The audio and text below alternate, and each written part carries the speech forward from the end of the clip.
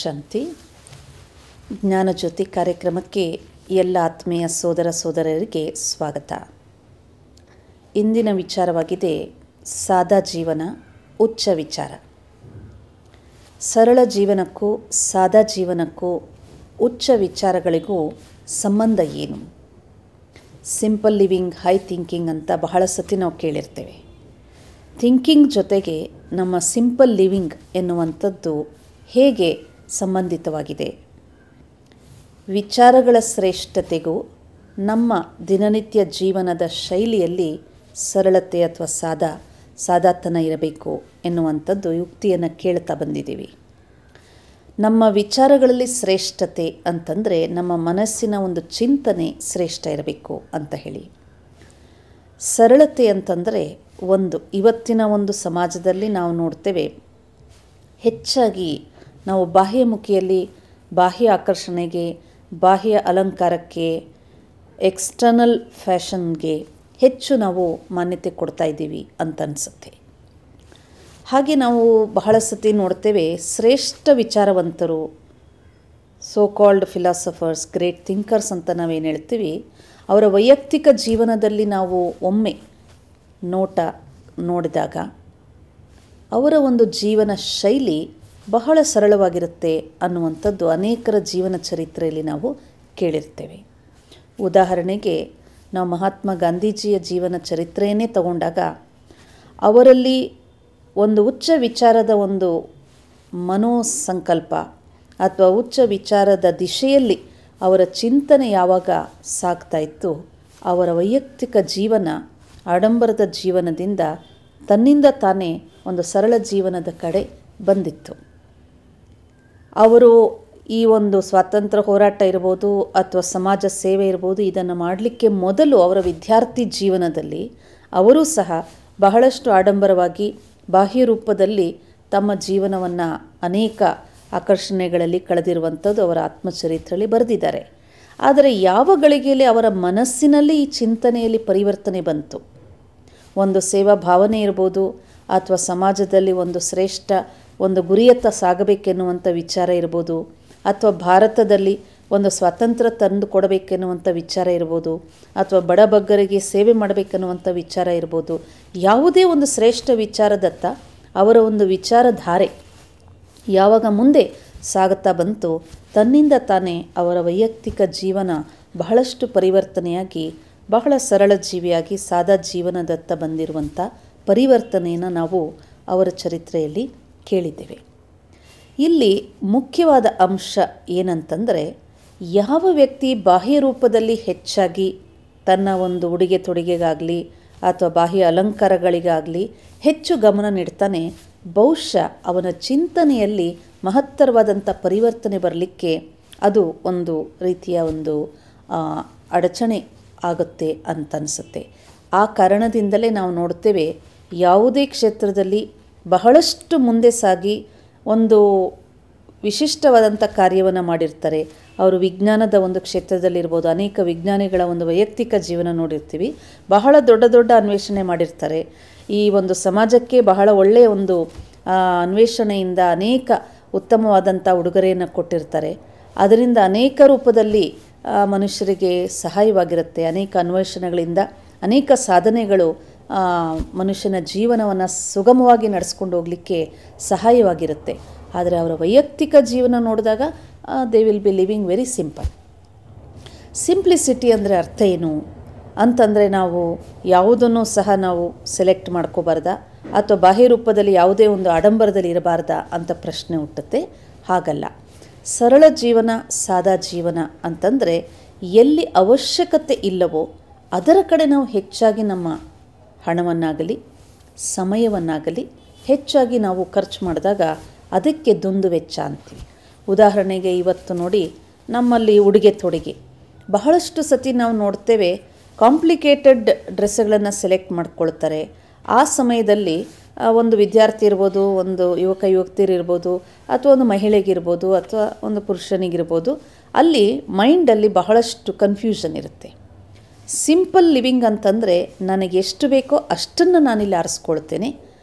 ಆ ಒಂದು ಉಡುಗೆ ತೊಡುಗೆಯಲ್ಲಿ ಒಂದು ಕ್ಲೆನ್ಲಿನೆಸ್ ಇರಬೇಕು ನಿಜಾನೇ, ನೀಟ್ನೆಸ್ ಇರಬೇಕು ನಿಜಾನೇ, ಆದರೆ ಅದರಲ್ಲಿ ಯಾವುದೇ ರೀತಿಯ ಒಂದು ಕಾಂಪ್ಲಿಕೇಶನ್ ಇರಬಾರ್ದು. ಅಂದರೆ ಒಂದು ವ್ಯಕ್ತಿ ನಮ್ಮನ್ನು ನೋಡಿದಾಗ ನಮ್ಮ ಒಂದು ಬಾಹ್ಯ ರೂಪ ನಮ್ಮ ಅಂತರದ ಚರಿತ್ರೆಯನ್ನು ಎತ್ತಿ ಹಿಡಿಯುವಂಥ ಕನ್ನಡಿಯಾಗಿರಬೇಕು. ಅಂತಹ ಒಂದು ಜೀವನಕ್ಕೆ ಸಾದಾ ಜೀವನ, ಸರಳ ಜೀವನ ಅಂತ ಹೇಳ್ತೇವೆ. ಇವತ್ತು ಭಾಳ ಸತಿ ನೋಡ್ತೇವೆ, ಮಹಿಳೆಯರಾಗಲಿ ಮಕ್ಕಳಾಗಲಿ ಅನೇಕ ಬಜಾರ್ಗೆ ಹೋಗ್ತಾರೆ, ಮಾರ್ಕೆಟ್ಗೆ ಹೋಗ್ತಾರೆ, ಅಂಗಡಿಗಳಿಗೆ ಹೋಗ್ತಾರೆ. ಮನಸ್ಸಿನಲ್ಲಿ ಅವರಿಗೆ ಏನು ತೊಗೊಳ್ಬೇಕು ಎನ್ನುವಂಥ ನಿರ್ದಿಷ್ಟವಾದಂಥ ಗುರಿ ಇಲ್ಲದೆ ಇದ್ದಾಗ ಬಹಳಷ್ಟು ಸತಿ ಯಾವುದು ಸಿಕ್ತೋ ಅಥವಾ ಬೇರೆಯವರು ಹೇಳಿದ್ರು ಅಂತ ತೊಗೊಂಡು ಬರ್ತಾರೆ. ಮನೆಗೆ ಬರೋ ಅಷ್ಟೊತ್ತಿಗೆ ಅದನ್ನು ಬಿಚ್ಚಿ ನೋಡ್ತಾರೆ, ಅಲ್ಲಿ ಸಮಾಧಾನ ಇರೋದಿಲ್ಲ. ಅಷ್ಟೇ ಹಣವನ್ನು ವ್ಯರ್ಥವಾಗಿ ಕಳೆದಿರ್ತಾರೆ, ಸಮಯವನ್ನು ಕಳೆದಿರ್ತಾರೆ. ಕೊನೆಗೆ ಆ ವಸ್ತು ನಮ್ಮ ಹತ್ರ ಬಂದ ನಂತರನೂ ಅದರಿಂದ ನಮಗೆ ಸಂತೃಪ್ತಿನೂ ಇರುವುದಿಲ್ಲ. ಎರಡನೇದಾಗಿ ಇವತ್ತು ಸಮಾಜದಲ್ಲಿ ಹೆಚ್ಚಾಗಿ ನಾವು ಆಡಂಬರ ಅಥವಾ ದುಂದು ವೆಚ್ಚ ಎಲ್ಲಿ ಮಾಡ್ತಾಯಿದ್ದೀವಿ ಅಂತಂದರೆ, ನಾವು ಬೇರೆಯವರನ್ನು ಸಂತುಷ್ಟಪಡಿಸ್ಲಿಕ್ಕೆ, ಅಂದರೆ ಒಂದು ಮದುವೆ ಇರ್ಬೋದು ಅಥವಾ ಇನ್ನೊಂದು ಯಾವುದೇ ಒಂದು ಫಂಕ್ಷನ್ ಇರ್ಬೋದು, ಸೆಲೆಬ್ರೇಷನ್ಸ್ ಇರ್ಬೋದು, ಎಲ್ಲಿ ಎಷ್ಟು ಅವಶ್ಯಕತೆ ಇದೆ ಅದಕ್ಕಿಂತ ಹೆಚ್ಚಾಗಿ ನಾವು ಎಕ್ಸಿಬಿಟ್ ಮಾಡಲಿಕ್ಕೆ ಪ್ರಯತ್ನ ಮಾಡ್ತೀವಿ. ಯಾತಕ್ಕೆ ಇಂಥ ಮನೋಭಾವ ಅಂತಂದರೆ, ಬೇರೆಯವರ ಜೊತೆಗೆ ನಮ್ಮ ಫಾಲ್ಸ್ ಕಂಪ್ಯಾರಿಸನ್ ಅಂತಂದರೆ, ಆ ವ್ಯಕ್ತಿಯ ಜೀವನದಲ್ಲಿ, ಆ ಪರಿವಾರದಲ್ಲಿ, ಆ ಸಂಘದಲ್ಲಿ ಇವ್ರು ಹಿಂಗೆ ಮಾಡಿದ್ದಾರೆ, ನಾನೂ ಸಹ ಅದೇ ರೀತಿ ನನ್ನ ಒಂದು ಸ್ಥಿತಿಯನ್ನು ಎಕ್ಸಿಬಿಟ್ ಮಾಡ್ಕೊಳ್ತೀನಿ. ಇಂತಹ ಒಂದು ಮನೋಭಾವನೆಯಿಂದ ಬಹುಶಃ ನಾವು ಬೇರೆಯವರ ಮುಂದೆ ನಮ್ಮ ಒಂದು ಸ್ಥಿತಿಗತಿ ಬಹಳ ಶ್ರೇಷ್ಠವಾಗಿದೆ ಅಂತ ತೋರಿಸ್ಕೊಳ್ತಾ ಇರ್ಬೋದು. ಆದರೆ ಆಂತರಿಕ ಮನಸ್ಸಿನಲ್ಲಿ ನಮಗೆ ಗೊತ್ತಿರುತ್ತೆ, ಇದೆಲ್ಲನೂ ವ್ಯರ್ಥ, ಇಷ್ಟೊಂದು ಖರ್ಚು ಮಾಡುವಂಥ ಅವಶ್ಯಕತೆ ಇರಲಿಲ್ಲ, ಅಥವಾ ಇಷ್ಟೊಂದು ನಮ್ಮ ಸಮಯವನ್ನು ವ್ಯಯ ಮಾಡುವಂಥ ಅವಶ್ಯಕತೆ ಇರಲಿಲ್ಲ ಅಂತ. ಇಲ್ಲಿ ಮುಖ್ಯವಾದಂತಹ ಮಾತೇನಂತಂದರೆ, ಸ್ಥೂಲವಾದಂಥ ವಸ್ತು, ಸ್ಥೂಲವಾದಂಥ ವೈಭವಗಳ ಜೊತೆಗೆ ನಮ್ಮ ಆಕರ್ಷಣೆ ಎಷ್ಟೊಂದು ಆಳವಾಗಿರುತ್ತೆ, ಅಷ್ಟು ನಮ್ಮ ಮನಸ್ಸಿನ ಚಿಂತನೆಯ ಕಡೆ ಶ್ರೇಷ್ಠತೆ ಅಥವಾ ಊಂಚ್ ವಿಚಾರ ಅಂತ ಹೇಳ್ತಾರೆ, ಹೈ ಥಿಂಕಿಂಗ್ ಅಂತ ಏನು ಹೇಳ್ತಾರೆ, ಆ ಶಕ್ತಿ ಎನ್ನುವಂಥದ್ದು ಕಡಿಮೆ ಆಗ್ತಾ ಬರುತ್ತೆ. ಇದಕ್ಕೆ ಉದಾಹರಣೆ ಅನೇಕ ಸಂಶೋಧಕರು ಸುಮಾರು ಈ ಒಂದು ವರ್ತಮಾನ ಸಮಯದಲ್ಲಿ ನೋಡ್ತೇವೆ, ಮಾಡಲಿಂಗ್ ಮಾಡ್ತಾರೆ ಅಥವಾ ಬಹಳಷ್ಟು ಜನ ಬಾಹ್ಯ ರೂಪದ ಒಂದು ಉಡುಗೆ ತೊಡುಗೆಗಳಿಗೆ ಹೆಚ್ಚಾಗಿ ಗಮನ ಕೊಡ್ತಿದ್ದಾರಲ್ಲ, ಇದರ ಬಗ್ಗೆ ಒಂದು ಅಮೆರಿಕದಲ್ಲಿ ಸಂಶೋಧನೆ ನಡೀತು.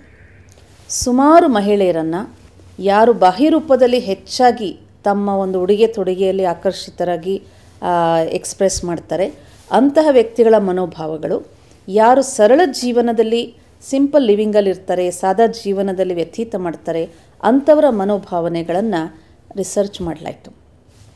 ಪರಿಣಾಮ ಏನಂತಂದರೆ, ಯಾವ ವ್ಯಕ್ತಿಯಲ್ಲಿ ಹೆಚ್ಚು ಗಮನ ಬಾಹ್ಯ ರೂಪದ ಒಂದು ಕಡೆ ಆಕರ್ಷಿತರಾಗಿರುತ್ತೆ, ಅವರ ಮನೋಬಲ ಶಕ್ತಿಶಾಲಿಯಾಗಿರಲ್ಲ.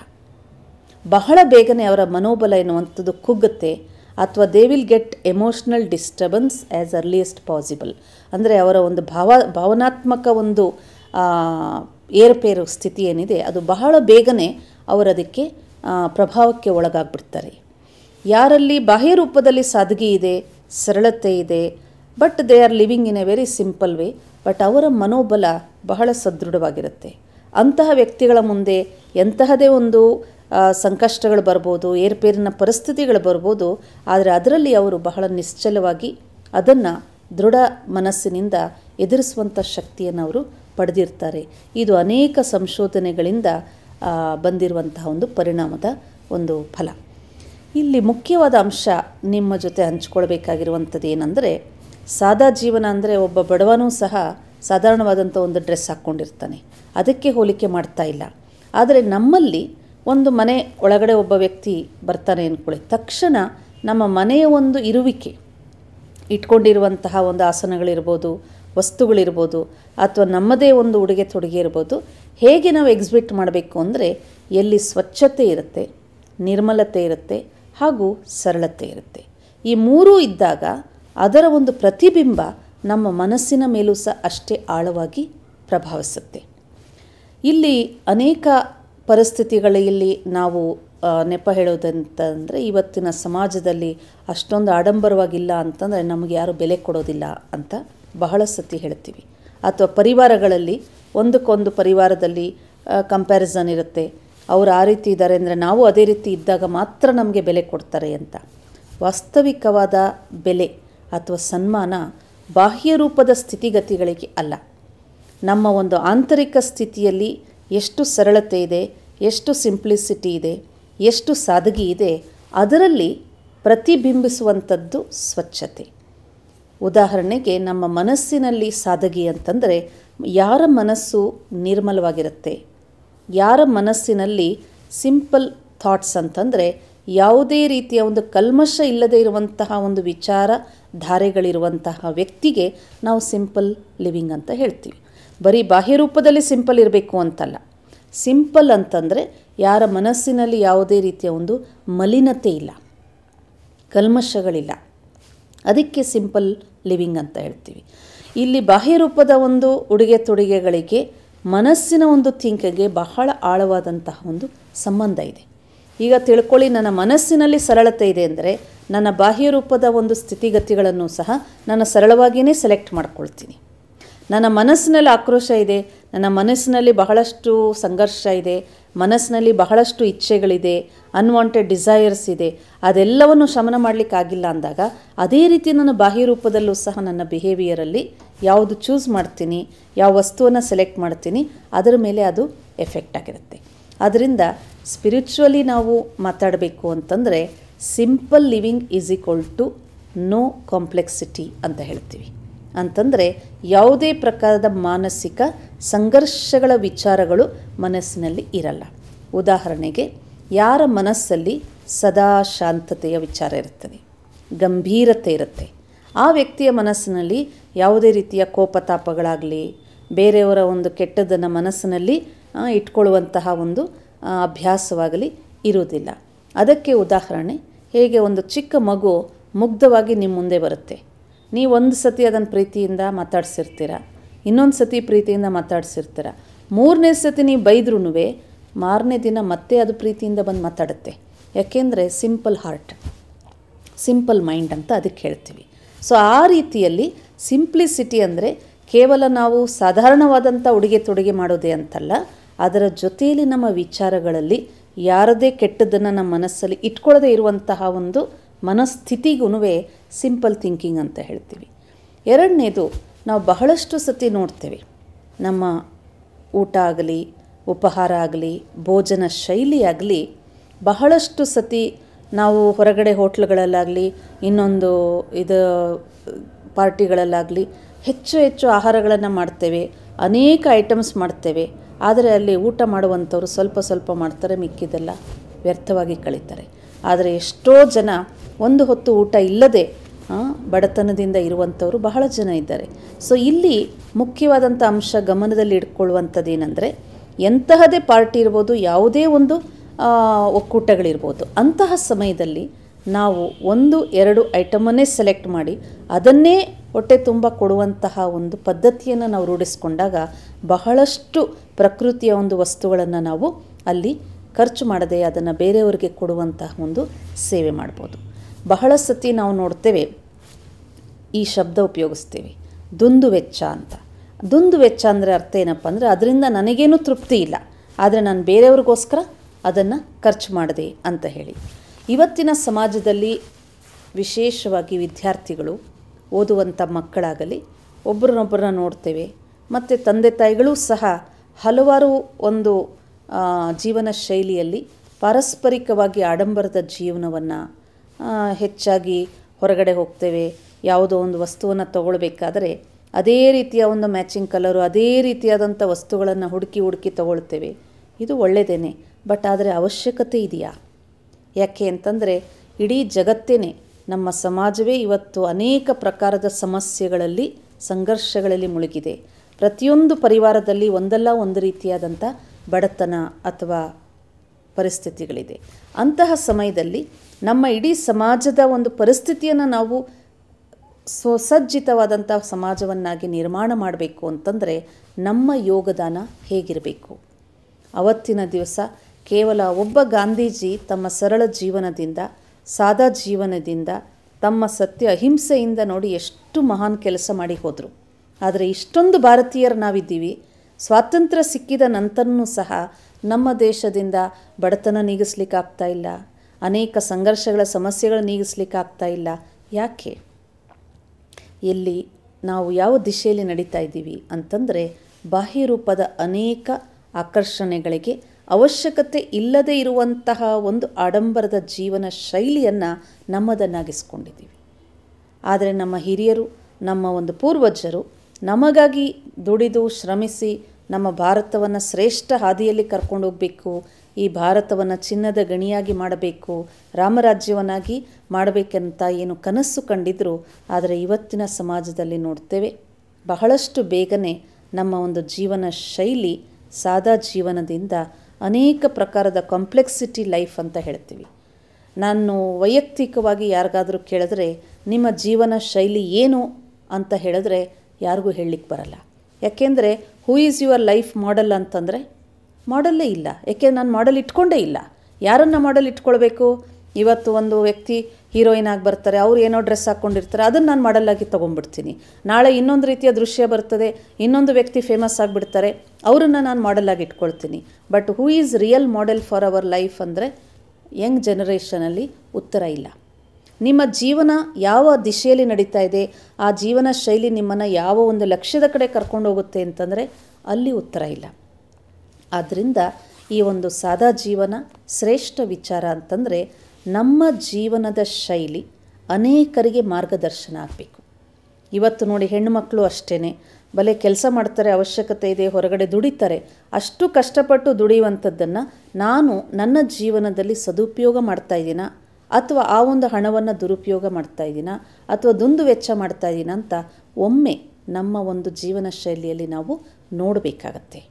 ಹಾಗಾಗಿ ಈಶ್ವರೀಯ ವಿಶ್ವವಿದ್ಯಾಲಯದಲ್ಲಿ ಕಲಿಸ್ಕೊಡುವಂತಹ ರಾಜಯೋಗದ ಅಭ್ಯಾಸ ಹಾಗೂ ಈಶ್ವರೀಯ ಜ್ಞಾನ ಮಾರ್ಗದಲ್ಲಿ ಜ್ಞಾನದ ಒಂದು ಮಾರ್ಗದರ್ಶನದಲ್ಲಿ ನಾವು ಕಲಿಯುವಂಥದ್ದೇನಂತಂದರೆ ವರ್ತಮಾನ ಸಮಯಕ್ಕೆ ಅನುಗುಣವಾಗಿ ನಮ್ಮ ಜೀವನದಲ್ಲಿ ಸಾತ್ವಿಕತೆ, ಸಕಾರಾತ್ಮಕತೆ ಹಾಗೂ ಸಾದಗಿ ಜೀವನ, ಈ ಮೂರೂ ಜೀವನ ನಮ್ಮಲ್ಲಿ ಅಳವಡಿಸಿಕೊಂಡಿದ್ದೇ ಆದರೆ ನಮ್ಮ ವಿಚಾರದಲ್ಲಿ ಶ್ರೇಷ್ಠತೆ ಬರುತ್ತೆ, ನಮ್ಮ ವಿಚಾರದಲ್ಲಿ ಮಹಾನತೆ ಬರುತ್ತೆ, ನಮ್ಮ ವಿಚಾರದಲ್ಲಿ ಶಕ್ತಿಶಾಲಿಯಾದಂಥ ಸಮರ್ಥತೆ ಇರುತ್ತೆ. ಯಾಕೆಂದರೆ ಇದು ಒಂದು ಸಹಜವಾದಂತಹ ನಿಯಮ. ಯಾವ ವ್ಯಕ್ತಿಯ ಮನಸ್ಸಿನ ದೃಷ್ಟಿ, ಮನೋದೃಷ್ಟಿ ಬಾಹ್ಯ ಜಗತ್ತಿನ ಕಡೆ ಹೆಚ್ಚಿರುತ್ತದೆ, ಅವನ ಆಂತರಿಕ ಒಂದು ವಿಚಾರಗಳಲ್ಲಿ ಅವನ ಗಮನ ಇರಲ್ಲ. ಯಾವ ವ್ಯಕ್ತಿಯ ಅಂತರ ವಿಚಾರಗಳಲ್ಲಿ ಗಮನ ಇರ್ತದೆ, ಏಕಾಗ್ರತೆ ಇರುತ್ತೆ, ಅವನ ವಿಚಾರಗಳಲ್ಲಿ ಉನ್ನತಿಯನ್ನು ಮಾಡುವಂತಹ ಒಂದು ಹೆಚ್ಚು ಗಮನ ಇರ್ತದೆ, ಅವನಿಗೆ ಬಾಹ್ಯ ರೂಪದಲ್ಲಿ ಎಕ್ಸ್ಟರ್ನಲ್ ಎಕ್ಸ್ಪ್ರೆಷನ್ ಲೈಫಲ್ಲಿ ಯಾವುದೇ ರೀತಿಯ ಆಡಂಬರದ ಕಡೆಗೆ ಹೆಚ್ಚು ಗಮನವನ್ನು ಕೊಡಲಿಕ್ಕೆ ಅವನ ಹತ್ರ ಸಮಯ ಇರಲ್ಲ. Because he understands the value of his mind energy. So ಹಾಗಾಗಿ ಮನಸ್ಸಿನ ಒಂದು ವಿಚಾರ ಉತ್ಕೃಷ್ಟವಾಗಬೇಕಾದ್ರೆ, ಉನ್ನತಿಯ ಕಡೆ ಹೋಗಬೇಕು ಅಂತಂದರೆ ನಮ್ಮ ಒಂದು ಜೀವನ ಶೈಲಿ ಸರಳ ಜೀವನ. ಸ್ಪಿರಿಚುವಲಿ ಸ್ಪೀಕಿಂಗ್, ಆಧ್ಯಾತ್ಮಿಕ ದೃಷ್ಟಿಕೋನದಲ್ಲಿ ಸಿಂಪಲ್ ಲಿವಿಂಗನ್ನು ನಾವು ಹೇಳಬೇಕು ಅಂತಂದರೆ, ಯಾರ ಒಂದು ಆಂತರಿಕ ಮನಸ್ಸಿನಲ್ಲಿ ಯಾವುದೇ ಪ್ರಕಾರದ ಅಭಿಮಾನ ಇರೋದಿಲ್ಲ, ಈರ್ಷೆ ದ್ವೇಷಗಳಿರೋದಿಲ್ಲ, ಅಥವಾ ಪ್ರಲೋಭನೆ ಇರೋದಿಲ್ಲ, ಅನ್ವಾಂಟೆಡ್ ಡಿಸೈರ್ಸ್ ಇರೋದಿಲ್ಲ, ಅಂಥವರ ಜೀವನಕ್ಕೆ ಸಿಂಪಲ್ ಲಿವಿಂಗ್ ಅಂತಾರೆ. ಅಂದರೆ ಜೀವನ ನಡೆಸಬೇಕು, ಆದರೆ ಜೀವನ ನನಗೆ ಸಂಘರ್ಷಗಳ ಒಂದು ಸಂಕೋಲೆ ಆಗಬಾರ್ದು. ಒಂದು ವೇಳೆ ನನ್ನ ಹತ್ರನೇ ಅನ್ವಾಂಟೆಡ್ ಡಿಸೈರ್ಸ್ ಕ್ರಿಯೇಟ್ ಆಗ್ತಾಯಿದೆ ಅಂತ ತಿಳ್ಕೊಳ್ಳಿ, ಆ ಒಂದು ಇಚ್ಛೆಗಳ ಮೇಲೆ ನನ್ನ ಒಂದು ಮನಸ್ಸಿನ ಒಂದು ಹತೋಟಿ ಇಲ್ಲ ಅಂದಾಗ ಆಗ ಏನಾಗುತ್ತೆ, ನನ್ನ ಮನಸ್ಸಿನ ಒಂದು ಹತೋಟಿ ತಪ್ಪಿದಾಗ ಬೇಕಾಗಿರುವಂಥದ್ದು ಮಾಡಲಿಕ್ಕಾಗೋದಿಲ್ಲ, ಅಥವಾ ಬೇಡದೇ ಇರೋ ಹಿಂದುಗಡೆ ನಾನು ಓಡ್ತಾ ಇರ್ತೀನಿ, ಅದು ಸಿಗೋದಿಲ್ಲ. So ultimate result will B disappointment ಅಥವಾ ಡಿಸ್ಸ್ಯಾಟಿಸ್ಫ್ಯಾಕ್ಷನ್. ಅದಕ್ಕಾಗಿ ನೋಡಿ, ಇವತ್ತಿನ ಒಂದು ಸಮಾಜದಲ್ಲಿರುವಂಥ ಯುವಕ ಯುವತಿಯರಿಗೆ ಹೆಚ್ಚಾಗಿ ದಿಶೆ ಗೊತ್ತಾಗ್ತಾ ಇಲ್ಲ. ನನ್ನ ಫ್ರೆಂಡ್ ಇಂಥ ಡ್ರೆಸ್ ಹಾಕ್ಕೊಂಡಿದ್ದಾರೆ, ಅದಕ್ಕೆ ನಾನು ಅದನ್ನೇ ಹಾಕ್ಕೋಬೇಕು, ನಾನು ಇಂಥ ಒಂದು ವಸ್ತ್ರವನ್ನು ಉಡುಗೆ ತೊಡುಗೆ ಮಾಡದೇ ಇದ್ದರೆ ನನ್ನ ಒಂದು ಸ್ಕೂಲಲ್ಲಿ ಕಾಲೇಜಲ್ಲಿ ನನಗೆ ಯಾರೂ ರೆಸ್ಪೆಕ್ಟ್ ಕೊಡೋದಿಲ್ಲ. ಅಥವಾ ಒಂದು ಪಾರ್ಟಿಗೆ ಹೋಗ್ತೀವಿ, ಇಂಥದ್ದೇ ಉಡುಗೆ ತೊಳಗಡೆ ಹೋಗಬೇಕು, ಇಲ್ಲ ಅಂತಂದರೆ ನನಗಲ್ಲಿ ಅಲೋ ಮಾಡೋದಿಲ್ಲ. C, we are just living because of others. ಬೇರೆಯವರನ್ನು ಖುಷಿಪಡಿಸ್ಲಿಕ್ಕೋಸ್ಕರ ನಾನು ಇಂಥ ಉಡುಗೆ ಹಾಕ್ಕೊಳ್ಬೇಕು, ಬೇರೆಯವರನ್ನು ಖುಷಿಪಡಿಸ್ಲಿಕ್ಕೆ ಇಂಥ ಆಹಾರ ಊಟ ಮಾಡಬೇಕು. ಹಾಗಾದರೆ ನೀವು ನಿಮಗಾಗಿ ಏನನ್ನು ಜೀವನದಲ್ಲಿ ಗಳಿಸ್ಕೊಂಡಿದ್ದೀರಾ ಅಂದಾಗ ಅಲ್ಲಿ ಉತ್ತರ ಇಲ್ಲ. ಅದಕ್ಕೆ ಈಶ್ವರೀಯ ವಿಶ್ವವಿದ್ಯಾಲಯದಲ್ಲಿ ಕಲಿಸ್ಕೊಡುವಂತಹ ರಾಜಯೋಗ ಅಭ್ಯಾಸದಲ್ಲಿ ಸ್ವ ಆತ್ಮದ ಮೇಲೆ, ಅಂದರೆ ಸ್ವ ಮನಸ್ಸಿನ ಮೇಲೆ, ನಮ್ಮ ಅಂತರಚೇತನದ ಮೇಲೆ ಸಂಪೂರ್ಣ ಹತೋಟಿಯನ್ನು ಪಡ್ಕೊಂಡಾಗ ನಮ್ಮ ಬಾಹ್ಯ ಜೀವನವೂ ಸಹ ಬಹಳ ಉತ್ಕೃಷ್ಟವಾದಂತಹ ಒಂದು ಅಭ್ಯಾಸಗಳ ಕಡೆಗೆ ನಮ್ಮನ್ನು ನಾವು ಮೋಲ್ಡ್ ಮಾಡ್ಕೊಳ್ಬೋದು. ಅನ್ಯಥಾ ಏನಾಗುತ್ತೆ ಅಂತಂದರೆ, ಸಮಾಜದ ಅನೇಕ ಪ್ರಕಾರದ ಒಂದು ನೆಗೆಟಿವ್ ಟೆಂಡೆನ್ಸಿ ಇರುವಂತಹ ವ್ಯಕ್ತಿಗಳ ಮಧ್ಯೆ ಅಥವಾ ಹೆಚ್ಚಾಗಿ ನಾವು ನಕಾರಾತ್ಮಕ ಪ್ರಭಾವ ಇರುವಂತಹ ಒಂದು ಈ ವಾತಾವರಣದಲ್ಲಿ ನಾನು ಏನು ಮಾಡಬೇಕು ಅನ್ನುವಂತಹ ಒಂದು ವಿಚಾರ ನನ್ನಲ್ಲಿದ್ರೂ choice of life, selection of life ಏನಿದೆ ಅದನ್ನು ನಾನು ಮಾಡಲಿಕ್ಕಾಗಲ್ಲ. ಯಾವಾಗಲೂ ನಾವೇನು ಹೇಳ್ತೀವಿ, because of them, because of them, because of them. ನಾನು ಯಾತಕ್ಕೆ ಇದನ್ನು ಮಾಡಿದೆ ಅಂದರೆ ನನ್ನ ತಂದೆ ತಾಯಿಗಳು ಹೇಳಿದ್ರು. ನಾನು ಯಾತಕ್ಕೆ ಇದನ್ನು ಊಟ ಮಾಡಿದೆ ಅಂದರೆ ಬಿಕಾಸ್ ಆಫ್ ಮೈ ಫ್ರೆಂಡ್ಸ್. ನಾನು ಯಾತಕ್ಕೆ ಈ ಡ್ರೆಸ್ ಸೆಲೆಕ್ಟ್ ಮಾಡಿದೆ ಅಂದರೆ because of my parents, because of my teacher. So ಎಲ್ಲೂ ಸಹ ನನ್ನತನದ ಒಂದು ಚಾಯ್ಸ್ ಆಫ್ ಲೈಫನ್ನು ಸ್ವೀಕಾರ ಮಾಡಲಿಕ್ಕಾಗಲ್ಲ. So end result will be ultimately ನಾನು ಏನು ಯೋಚನೆ ಮಾಡ್ತೀನಿ, ಕೊನೆಗೆ ನಾನೇನು ಅಂದ್ಕೊಂಡೆ ಅದನ್ನು ಮಾಡಲಿಕ್ಕೆ ಆಗಿಲ್ಲ ಅಂಥೇಳಿ. ಸೊ ಅಂತಹ ಒಂದು ದಿಶೆಗೆ ನಾವು ಹೋಗದೇ ಇರಲಿಕ್ಕೆ ಈಶ್ವರೀಯ ವಿಶ್ವವಿದ್ಯಾಲಯದ ಒಂದು ಮಾರ್ಗದರ್ಶನ ನಮಗೆ ಒಂದು ದಿಟ್ಟ ನಿಲುವನ್ನು ಕೊಡುತ್ತೆ, ಸಮರ್ಥತೆಯನ್ನು ಕೊಡುತ್ತೆ. ಸಾದಗಿ ಜೀವನವನ್ನು ಹೇಗೆ ನಮ್ಮ ಜೀವನದಲ್ಲಿ ಎಕಾನಮಿಯಾಗಿ, ಇವತ್ತು ನೋಡಿ ಬಹಳಷ್ಟು ಜನ ಒತ್ತಡಕ್ಕೀಡಾಗ್ತಾರೆ. ಯಾಕೆ ಅಂತಂದರೆ ದಿನೇ ದಿನೇ ಪ್ರತಿಯೊಂದು ವಸ್ತುಗಳ ಬೆಲೆ ಏರಿಕೆ ಆಗ್ತಾಯಿದೆ. ಪ್ರತಿಯೊಂದು ಮಾಧ್ಯಮಗಳಲ್ಲಿ ನಾವು ನೋಡ್ತೇವೆ, ಎಷ್ಟೇ ಸಂಪಾದನೆ ಮಾಡಿದ್ರೂ ಖರ್ಚು ಜಾಸ್ತಿ ಆಗುತ್ತೆ, ಆದಾಯ ಕಡಿಮೆ ಇರುತ್ತೆ. ಇಂತಹ ಒಂದು ವಿಕಟ ಪರಿಸ್ಥಿತಿ ಇರುವಂತಹ ಸಮಾಜದಲ್ಲಿ ನಾವು ಬುದ್ಧಿವಂತರಾದರೆ ನಮ್ಮ ಜೀವನವನ್ನು ಎಷ್ಟು ಸಾಧ್ಯನೋ ಅಷ್ಟು ಸರಳ ಜೀವನದಲ್ಲಿ, ಸಿಂಪಲ್ ಲಿವಿಂಗ್ ಅಂದರೆ ಸಾದಾ ಜೀವನದ ರೂಪದಲ್ಲಿ ಪರಿವರ್ತಿಸಿಕೊಂಡಾಗ ನಾವು ಬೇರೆಯವರಿಗೆ ಒಂದು ಆದರ್ಶಪ್ರಾಯರಾಗ್ತೇವೆ. ಇದರಿಂದ ಏನಾಗುತ್ತೆ, ನಮ್ಮ ನೆಕ್ಸ್ಟ್ ಜನರೇಷನ್ ಅವರು ಸಹ ನಮ್ಮನ್ನೇ ಫಾಲೋ ಮಾಡ್ತಾರೆ. ಹೀಗೆ ಸಮಾಜವನ್ನು ಪರಿವರ್ತನೆ ಮಾಡಿ ಎಲ್ಲರೂ ಸುಖಿಗಳಾಗಿರುವಂತಹ ಒಂದು ವಾತಾವರಣವನ್ನು ನಾವು ನಿರ್ಮಾಣ ಮಾಡ್ಬೋದು. ಅನ್ಯಥಾ ಏನಾಗುತ್ತೆ, ಆದಾಯ ಕಡಿಮೆ ಆದರೆ ಖರ್ಚು ಜಾಸ್ತಿ. ಇದು ಒಂದು ಸ್ಥೂಲ ರೂಪದಲ್ಲಿ ನಾನು ಹೇಳಿದೆ. ಆದರೆ ಸ್ಪಿರಿಚುವಲಿ ಸ್ಪೀಕಿಂಗ್ ನಮ್ಮಲ್ಲಿ ಇನ್ನಷ್ಟು ಸಂಪತ್ತಿದೆ. ಒಂದು ಧನ ಸಂಪತ್ತು, ಒಂದು ಸಮಯದ ಸಂಪತ್ತು, ಮೂರನೇದು ನಮ್ಮ ಒಂದು ವಿಚಾರದ ಸಂಪತ್ತು. ಅದಕ್ಕೆ ಹೇಳಲಾಗಿದೆ ಸಿಂಪಲ್ ಲಿವಿಂಗ್, ಹೈ ಥಿಂಕಿಂಗ್ ಅಂತ ಹೇಳಿ. ಎಷ್ಟು ನಾವು ಸಿಂಪಲ್ ಲಿವಿಂಗ್ ಮಾಡ್ತೀವಿ ಅದರಲ್ಲಿ ಹೆಚ್ಚು ಸಮಯ ಕೊಡಬೇಕಾಗಿಲ್ಲ. ನಾವು ಒಂದೊಂದು ಮನೆಗಳಲ್ಲಿ ನೋಡ್ತೀವಿ, ತುಂಬ ವಸ್ತುಗಳು ಇಟ್ಕೊಂಡಿರ್ತಾರೆ, ಯಾವುದೂ ಉಪಯೋಗ ಮಾಡಲ್ಲ. ಆದರೆ ವಸ್ತುಗಳು ಮಾತ್ರ ತುಂಬಿರುತ್ತೆ. ಅದನ್ನು ಕ್ಲೀನ್ ಮಾಡಬೇಕು, ಅದನ್ನು ಸ್ವಚ್ಛವಾಗಿಡಬೇಕು, ಅದಕ್ಕೆ ನೀವು ಸಮಯ ಕೊಡಬೇಕು, ಎನರ್ಜಿ ಕೊಡಬೇಕು. ಇಲ್ಲ ಅವಶ್ಯಕತೆ ಇರೋದು ಮಾತ್ರ ಇಟ್ಕೊಂಡಾಗ ಅದು ಸದಾ ಶುದ್ಧವಾಗಿರುತ್ತೆ. ಅದೇ ರೀತಿಯಲ್ಲಿ ನಮ್ಮಲ್ಲಿರುವಂಥ ಇನ್ನೊಂದು ಶಕ್ತಿ ಯಾವುದಪ್ಪ ಅಂದರೆ ನಮ್ಮ ವಿಚಾರ ಶಕ್ತಿ. ಅದನ್ನು ಸಹ ನಾವು ವ್ಯರ್ಥವಾಗಿ ಖರ್ಚು ಮಾಡಬಾರ್ದು. ಯಾಕೆಂದರೆ ಎನರ್ಜಿ ಯಾವಾಗ ಥಾಟ್ಸ್ ಲೆವೆಲಲ್ಲಿ ನಾವು ಯೂಸ್ ಮಾಡ್ತೇವೆ, ಆ ಥಾಟ್ಸ್ ಎನ್ನುವಂಥದ್ದು ದುಂದು ವೆಚ್ಚ. ಬೇಡದೇ ಇರೋದು ಯೋಚನೆ ಮಾಡ್ತೀವಿ, ವೇಸ್ಟ್ ಆಗಿರೋದು ಯೋಚನೆ ಮಾಡ್ತೀವಿ ಅಂದಾಗ ಆ ಒಂದು ಸಂಪತ್ತು ಸಹ ನಮ್ಮಿಂದ ಕಳೆದು ಹೋಗುತ್ತೆ. ಪುನಃ ಅದನ್ನು ಸಂಪಾದಿಸಬೇಕಂತಂದರೆ ಬಹಳ ಶ್ರಮ ಪಡಬೇಕು.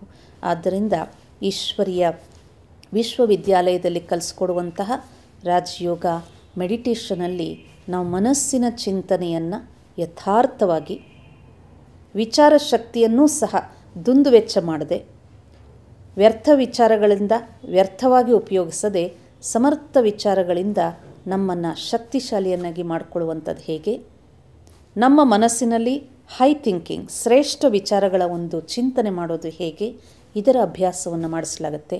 ಇದರಿಂದ ನಮ್ಮ ಒಂದು ಬಾಹ್ಯ ಜೀವನ, ಬಾಹ್ಯ ಸಂಪರ್ಕ, ಅನೇಕರ ಒಂದು ವ್ಯವಹಾರದಲ್ಲೂ ಸಹ ನಮ್ಮಲ್ಲಿ ಬಹಳಷ್ಟು ಸಕಾರಾತ್ಮಕ ಪರಿವರ್ತನೆ ಬರುತ್ತೆ. ನಮಗೆ ಬೇರೆಯವರು ಹೀಗಿದ್ದರೆ ಅದಕ್ಕೆ ನಾವು ಇರಬೇಕು ಎನ್ನುವಂತಹ ಒಂದು ದುಗುಡ ಬೇಡ. ನಾವು ಹೇಗಿದ್ದೀವಿ ಹಾಗೆ ನಮ್ಮ ಜೀವನವನ್ನು ನಡೆಸ್ಕೊಳ್ಳುವಂತಹ ಒಂದು ಸಮರ್ಥತೆ ನಮ್ಮಲ್ಲಿ ಬರುತ್ತೆ. ಹಾಗಾಗಿ ಆತ್ಮೀಯರೇ, ಈ ಒಂದು ಶುದ್ಧ ವಿಚಾರ, ಸಮರ್ಥ ವಿಚಾರ, ಶ್ರೇಷ್ಠ ವಿಚಾರಗಳನ್ನು ನಾವು ನಿತ್ಯ ಜೀವನದಲ್ಲಿ ಅಭ್ಯಾಸ ಮಾಡಿದಾಗ ನಮ್ಮ ಬಾಹ್ಯ ಜೀವನ, ಲೌಕಿಕ ಜೀವನ, ವ್ಯಾವಹಾರಿಕ ಜೀವನ, ವೈಯಕ್ತಿಕ ಜೀವನದಲ್ಲೂ ಸಹ ಅಪಾರವಾದಂತಹ ಸಕಾರಾತ್ಮಕ ಪರಿವರ್ತನೆಯಾಗುತ್ತೆ. ಇದರಿಂದ ಅನೇಕ ಸಮಸ್ಯೆಗಳು ಬಹಳ ಬೇಗನೆ ನಾವು ಪರಿಹಾರ ಮಾಡ್ಬೋದು. ಅಂದರೆ ಮುಖ್ಯವಾಗಿ ಹೇಳಬೇಕಾದರೆ, ಒಂದು ಸರಳ ಜೀವನ ನೂರಾರು ಸಮಸ್ಯೆಗಳಿಗೆ ಸಮಾಧಾನ ಅಂತಂದರೆ ಇಲ್ಲಿ ತಪ್ಪಾಗಲಾರದು. ಸರಳತೆಯನ್ನು ಸ್ವೀಕಾರ ಮಾಡಿ ಅನೇಕ ಸಂಘರ್ಷಗಳಿಂದ ದೂರವಿರಿ. ಸರಳತೆ ಸಾದಗಿ ಜೀವನವನ್ನು, ಸಾತ್ವಿಕ ಜೀವನವನ್ನು ನಮ್ಮದನ್ನಾಗಿ ಮಾಡಿಸ್ಕೊಂಡಾಗ ನಾವು ಅನೇಕ ಸಂಘರ್ಷಗಳ ಸಮಸ್ಯೆಗಳಿಂದ ನಮ್ಮನ್ನು ಮುಕ್ತ ಮಾಡಿಕೊಳ್ಳಬಹುದಾಗಿದೆ. ಆದ್ದರಿಂದ ಸಿಂಪಲ್ ಲಿವಿಂಗ್ ಹೈ ಥಿಂಕಿಂಗ್ ಅಂದರೆ ನಮ್ಮ ಮನಸ್ಸಿನಲ್ಲಿ ಈರ್ಷ್ಯಾದ್ವೇಷಗಳು ಬೇಡ, ದುಃಖ ದುಮ್ಮಾನಗಳ ವಿಚಾರಗಳು ಬೇಡ, ಕಾಮಕ್ರೋಧಾದಿ ವಿಚಾರಗಳ ಕಾಂಪ್ಲೆಕ್ಸಿಟಿ ಬೇಡ. ಇದರಿಂದ ಮುಕ್ತರಾಗಿ ನಮ್ಮ ಆತ್ಮದ ಮೂಲ ಸ್ವರೂಪವಾದ ಶುದ್ಧತೆ, ಶಾಂತತೆ, ಪವಿತ್ರತೆ, ಸ್ನೇಹ, ಮಧುರತೆ, ಶಕ್ತಿಶಾಲಿ ವಿಚಾರಗಳು, ಸಕಾರಾತ್ಮಕ ಚಿಂತನೆ, ಪ್ರಭು ಚಿಂತನೆ, ಇದೆಲ್ಲವೂ ಸಹ ಪಾಸಿಟಿವ್ ಎನರ್ಜಿ. ಇದನ್ನು ನಾವು ಸ್ವೀಕಾರ ಮಾಡಿದಾಗ that is called simple thinking, simple living, but giving A high results of satisfaction and happiness. ಬನ್ನಿ ಈಗ 1 ನಿಮಿಷ ನಮ್ಮ ಈ ಶುದ್ಧ ಚಿಂತನೆಯಲ್ಲಿ, ಶ್ರೇಷ್ಠ ಚಿಂತನೆಯಲ್ಲಿ ಕುಳಿತುಕೊಳ್ಳೋಣ. ಓಂ ಶಾಂತಿ. ನಾನಾತ್ಮ ಶುದ್ಧ ಆತ್ಮನಾಗಿದ್ದೇನೆ. ನಾನಾತ್ಮ ಪವಿತ್ರ ಆತ್ಮನಾಗಿದ್ದೇನೆ. ನಾನಾತ್ಮ ಈ ದೇಹದಲ್ಲಿ ವಿರಾಜಮಾನವಾಗಿರುವಂಥ ಜ್ಯೋತಿ ಸ್ವರೂಪನಾಗಿದ್ದೇನೆ. ಈ ದೇಹದ ಮುಖಾಂತರ ಕೇವಲ ಕರ್ಮ ಮಾಡುವಂತಹ ಕರ್ಮೇಂದ್ರಿಯಗಳ ಮುಖಾಂತರ ಅನುಭವ ಮಾಡುವಂತಹ ಶ್ರೇಷ್ಠ ಶಕ್ತಿಯಾಗಿದ್ದೇನೆ. ನನ್ನ ಮೂಲ ಸ್ವರೂಪದಲ್ಲಿ